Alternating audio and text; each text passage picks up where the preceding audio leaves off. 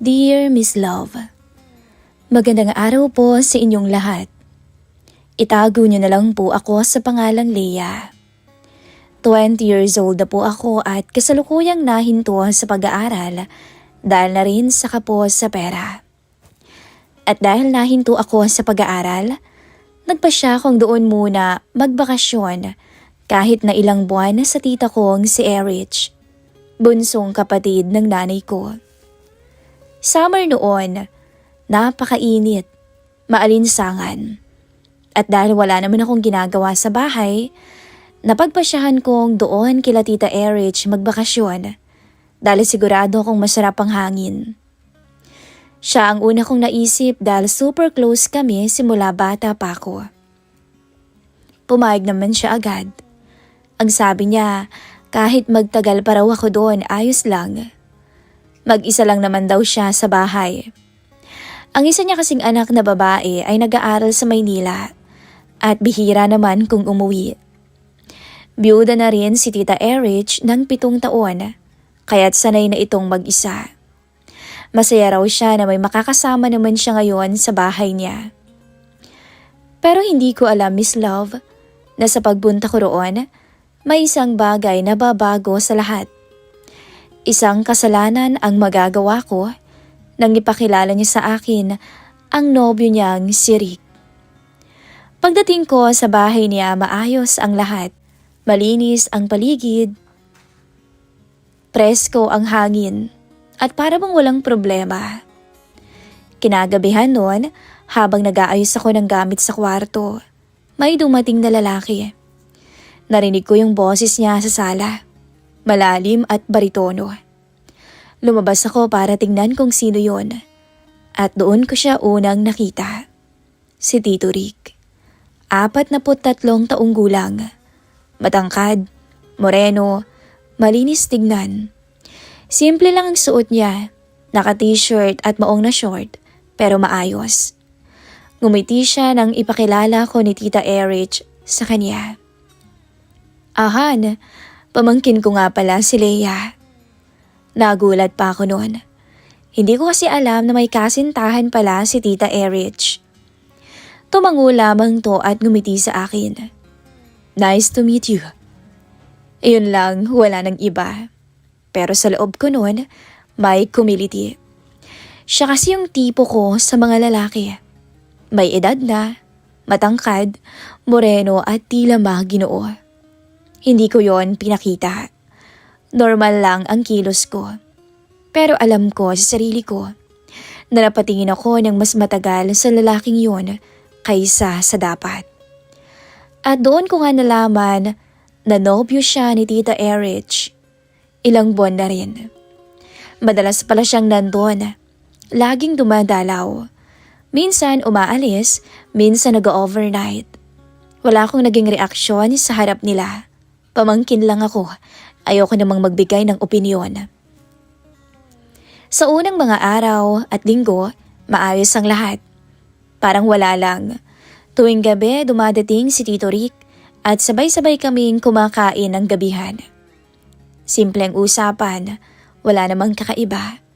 Pero habang tumatagal, napapansin ko na mas madalas kaming naiiwan ni Tito Rick sa bahay.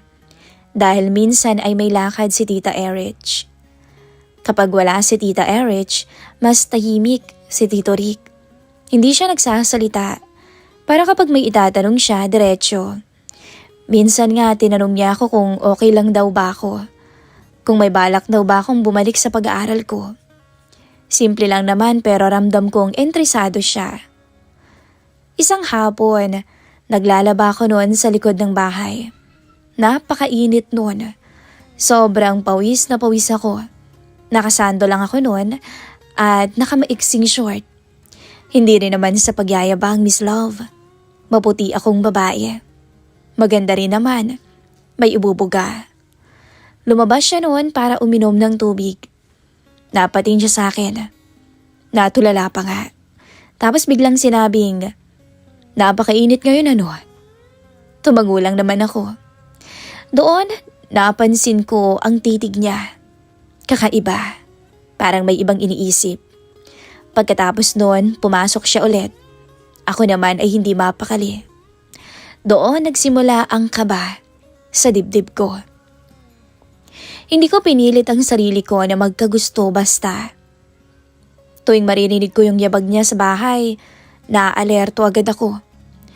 Tuwing lalapit siya, para bang may kuryente sa balat ko.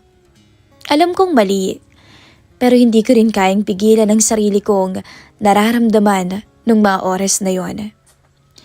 Isang hapon noon, umalis si Tita Erich para dumalo sa birthday ng kaibigan niya. Nagsabi na siya sa akin umaga pa lang. Nandoon noon si Tito Rick at kami lang ang naiwan. Nagluto ako ng hapunan. Naupo siya sa mesa habang hinihintay niyang matapos ako. "Kumusta ka naman dito?" tanong niya. "Okay lang po," sagot ko naman. Tumango siya. "Kung may kailangan ka, sabihin mo lang ha." "Salamat po." Habang kumakain kami, nagkaroon kami ng time na magkakilala pa ng lubos. Nagkakwentuhan kami ng matagal-tagal. At doon ko nalaman na binata pa pala siya. Matandang binata. "Talaga ho? Hindi pa kayo nagkakaroon ng asawa?" "Hindi ba halata?" Sabay tawa niya. "Masyado kasi akong nabisi sa trabaho noon, kaya ayan tuloy, napag-iwanan ng panahon." Saan naman ho kayo nagkakilala ni Tita Erich?" "Sa kaibigan ko." "Swerte ho ni Tita ah." Bakit naman?" Ang gwapo niyo kaya." Natawa lang siya sa sinabi ko. Pagkatapos nun, nagpasalamat siya sa pagkain na niluto ko dahil masarap daw akong magluto. Siyempre ako naman, kinikilig nun. Pagkain lang ang pinuri niya pero pakiramdam ko, malulusaw na ako sa sobrang kilig. Kinagabihan, hirap akong matulog dahil siya lang ang laman ng isip ko. Para akong kitikiti na hindi mapakali. At mula noon, naging mas komportable pa ako sa kanya. Mabilis lumipas ang mga araw. Napansin ko na araw-araw naman palang doon na umuuwi si Tito Rick para bang nagli-live-in na silang dalawa. Hanggang sa nangyari Miss Love, ang gabing hindi ko talaga makakalimutan. Gabing-gabi na noon nung magising ako. Hindi dahil sa masamang panaginip, kundi dahil sa mga boses na naririnig ko mula sa kabilang kwarto. Mahina lang naman, pero malinaw dahil sobrang tahimik na ng buong paligid. Boses ni Tita Erich at boses ni Tito Rick. Hindi sila nagtatalo, kundi nagkakaladyaan. At alam ko na yun no, hindi naman ako inosente. May karanasan naman na ako sa mga ganung bagay. Tsaka matatanda na sila.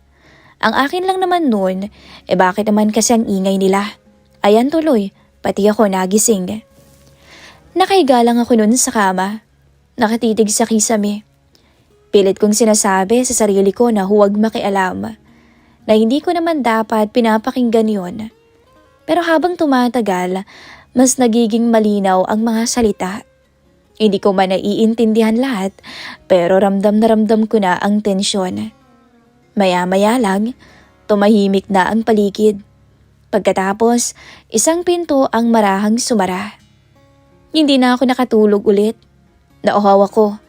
O baka ginamit ko lang na dahilan ng uhaw para bumangon. Lumabas ako ng kwarto ko, dahan-dahan para hindi makagawa ng ingay. Tahimik na ang buong kapaligiran. Madilim at tanging ilaw na lamang sa kusina ang binuksan ko. Kumuha ako ng baso at nagsali ng tubig. Habang umiinom, doon ko siya narinig, yung yabag ng mga paa niyang papalapit. Napahinto ako. Hindi ko na kailangang lumingon pa para malaman kung sino yon. Si Tito Rick.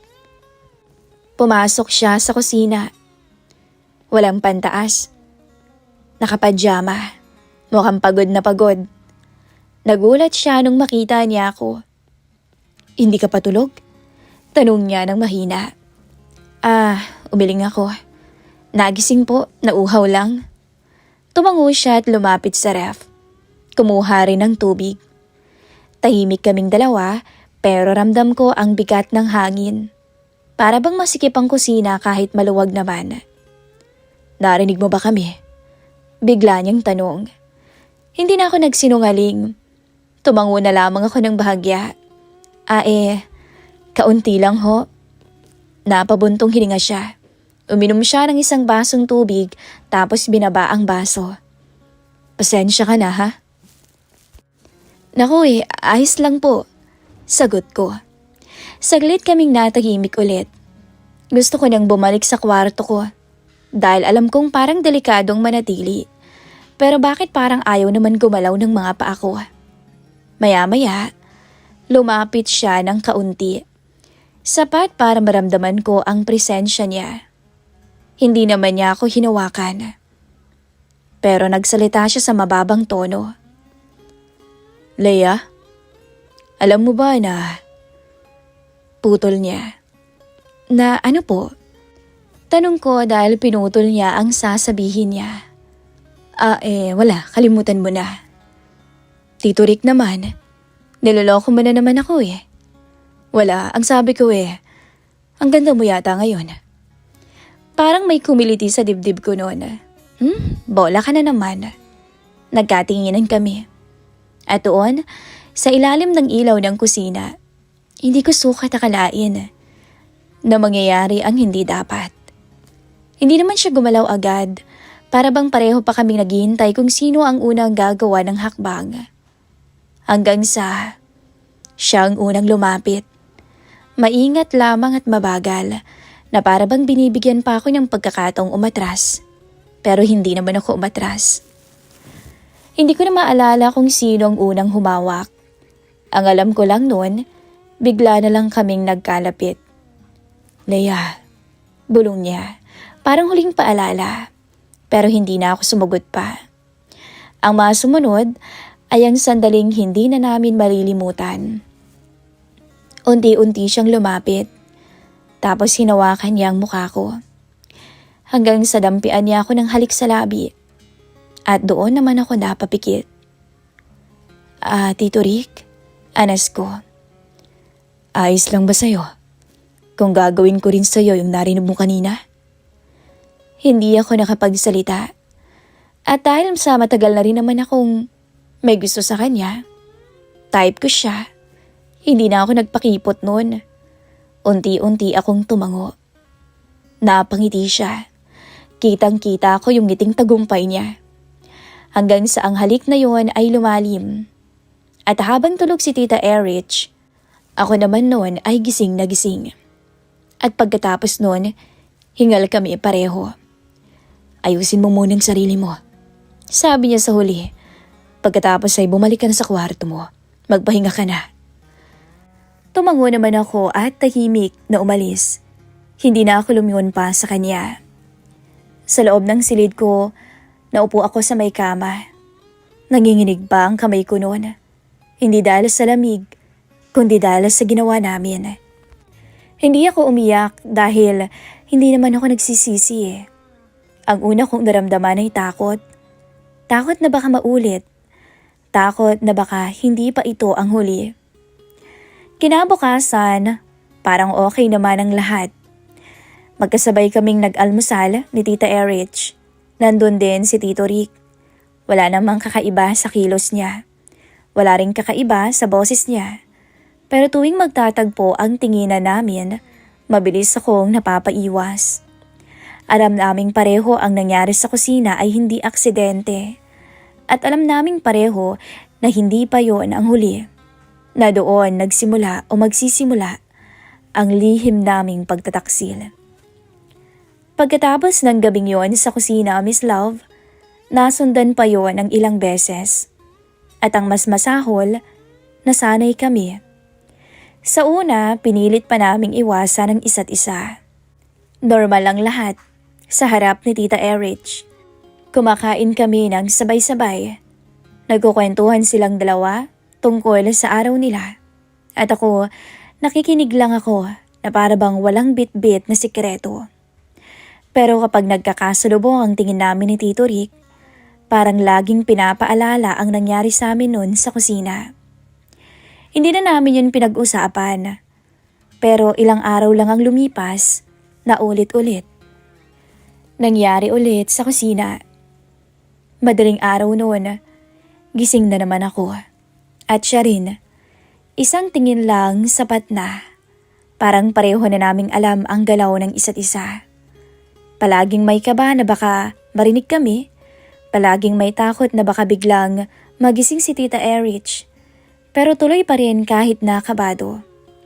At doon nag-start ang pinakadelikado. Ang pagpupuslit. Kapag nandyan si Tita Erich, mas nagiging maingat kami. Isang saglit lang na sulyapan, isang tahimik na pagdaan sa kusina. Nakikita kami sa likod bahay, kunwari ay may kukunin. Hindi man araw-araw pero madalas. Hindi ko alam kung kailan naging normal lang ganito.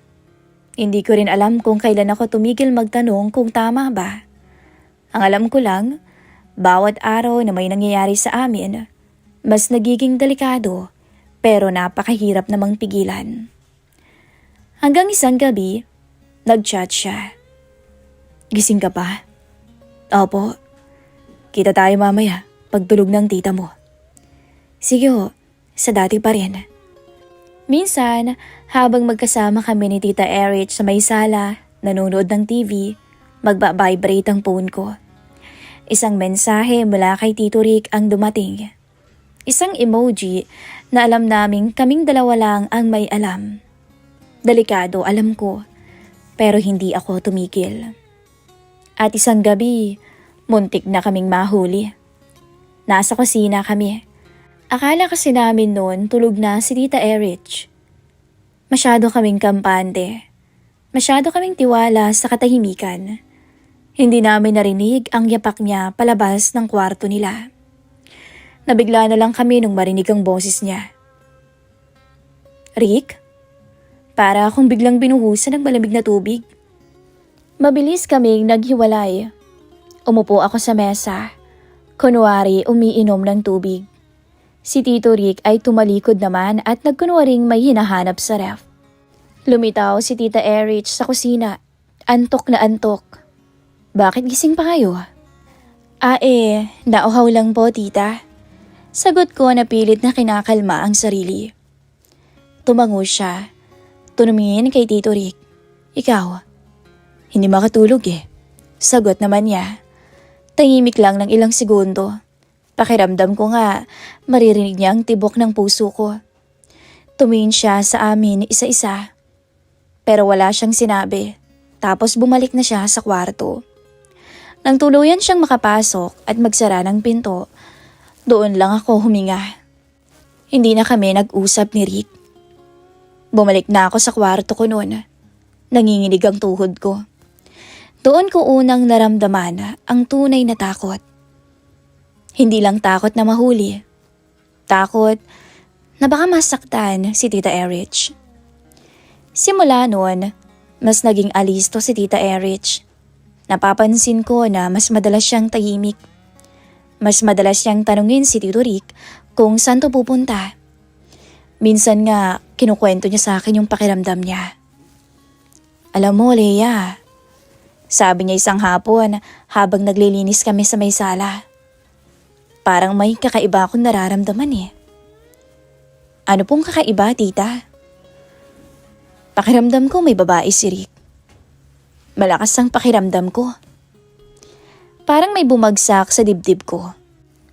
Po? Hindi ko alam eh. Pakiramdam ko lang naman. Para bang may tinatago ang tito mo. Hindi ko naman siya nahuhuli. Pero ramdam ko eh. Alam mo naman ang mga babae, malakas ang instinct. Hindi ako makatingin ng diretso kay Tita Erich. Tumango-tango lang ako. Tita, baka naman po nag-overthink lang kayo. Ngumiti siya, pero hindi buo. Sana nga. Sana nga'y nag-overthink lang ako. Simula noon, mas bumigat pa ang konsensya ko. Kapag nagkukwento siya ng hinala niya, ako ang nakikinig. Ako ang tinatanungan niya ng opinyon. Ako ang kausap niya sa gabing hindi siya makatulog. Pero ang hindi niya alam, Ako rin ang dahilan kung bakit nagdududa siya ngayon. Samantala, patuloy ang chat namin ni Tito Rick. Pero mas maingat na kami. Minsan kahit magkatabi kami sa sala, o kaya nasa kusina siya, nasa kwarto silang dalawa ni tita, magka-chat pa rin kaming dalawa. Alam naming mali. Alam naming mas lumalala. Pero ni isa sa amin, walang huminto. Minsan nga tinanong ko siya, hanggang kailan naman natin lolokohin si tita? Hindi siya sumagot. Wala siyang maisagot sa akin. Hanggang sa dumating ang gabing hindi ko kayang kalimutan.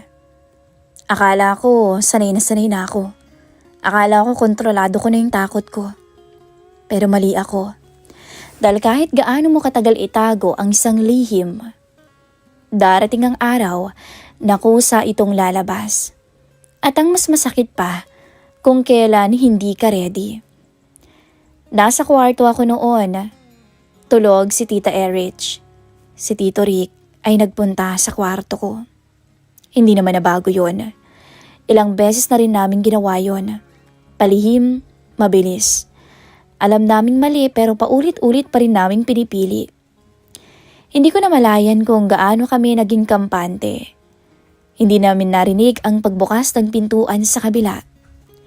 Sakto noon, magkahinang ang labi naming dalawa habang nasa kama kami at gumagawa ng milagro.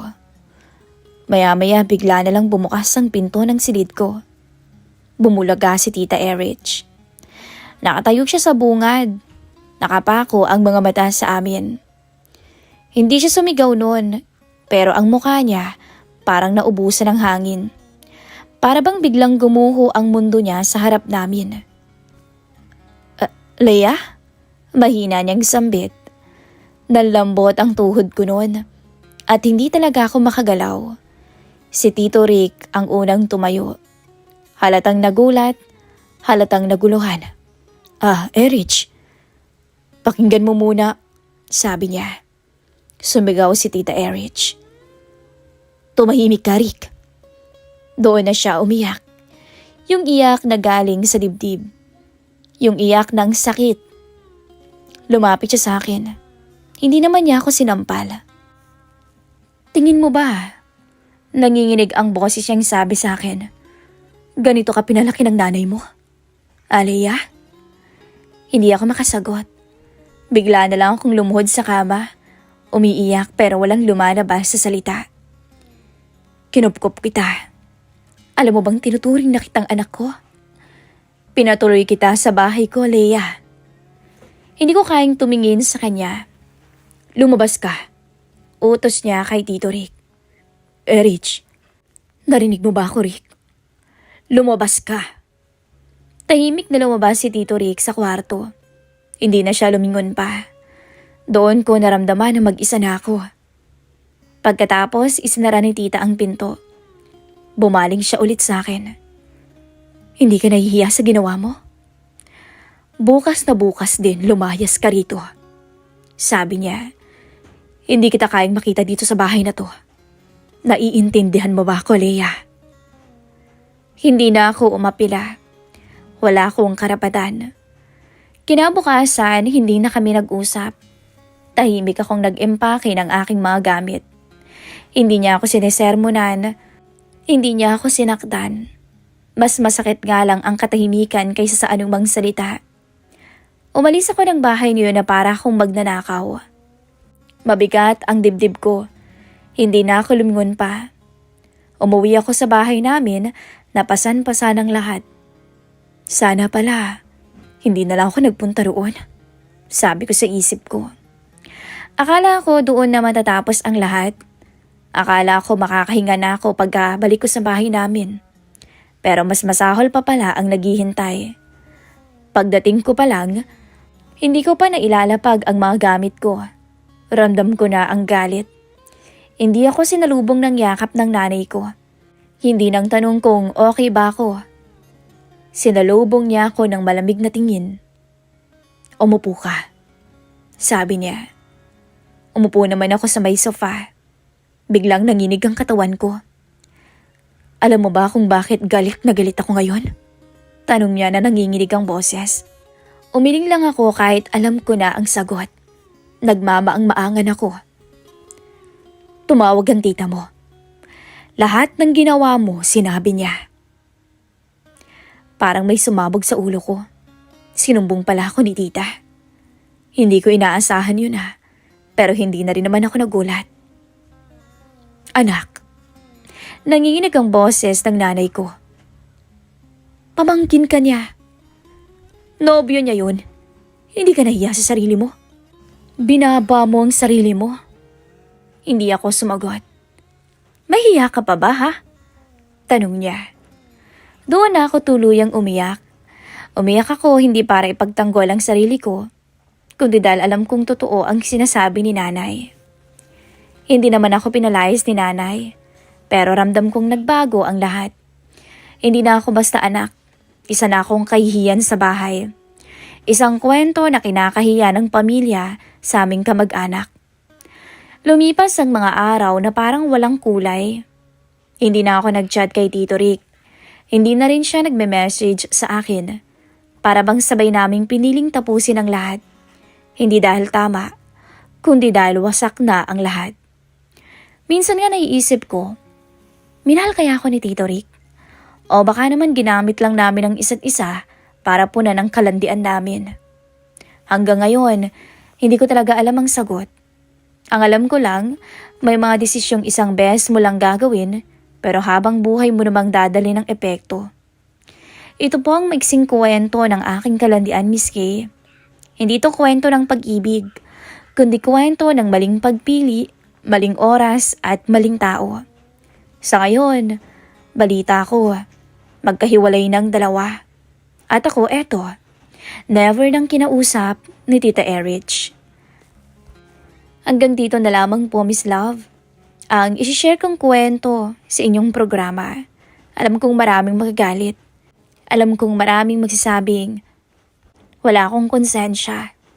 Kaya nga ako nagsulat dito sa channel na ito, para kahit papaano, gumaan-gaan naman ang pakiramdam ko. Maraming salamat po. Muli, itago niyo po ako sa pangalang Leia.